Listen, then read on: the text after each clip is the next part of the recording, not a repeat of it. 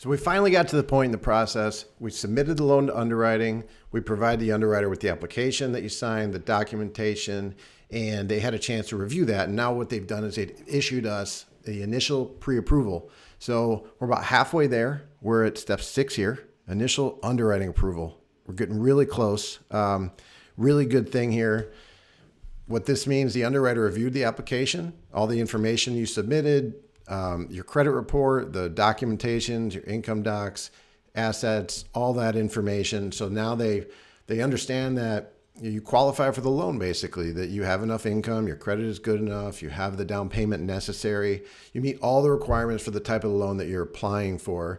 And as typical, the underwriter at this point will say the loan is approved, but it's conditional upon a few items. So these are items that maybe the underwriter didn't have when we submitted the application because maybe they weren't available. Like for instance, home insurance, maybe that wasn't completely set up yet, or maybe your earnest money hadn't cleared your account yet. So it's very common for there to be a few things left over that the underwriter will put on the approval letter, which means that now what we need to do is get the underwriter those items that they've conditioned for, and then that will allow us to send the file back in for the clear to close. So what we're going to do is we're going to send you a list of the items that the underwriter conditioned for so that you understand what you need to get back to us. The quicker we receive those items back, then the sooner that we can send the file back into underwriting.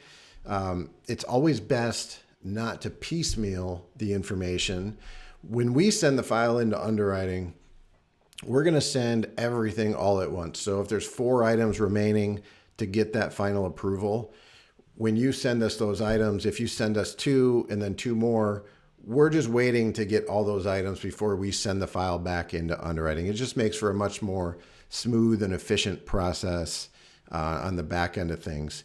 And then once we have all of those documents ready, then we will send the file back into underwriting and await for that final approval. And then certainly if there's anything that we need from any other parties like realtors, appraisers, insurance agent, sometimes we're just reaching out to those individuals directly to get those items.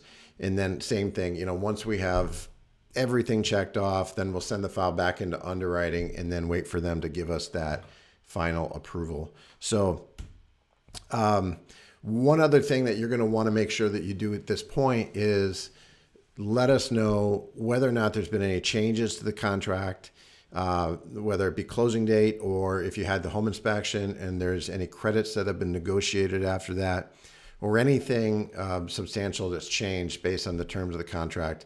And then certainly if there's any changes to income or assets or credit, we typically advise that you don't make any changes like that during this process without checking with your loan officer first. But if for some reason something happened and we're not aware of it, then certainly we would want to know at this point rather than, right before closing.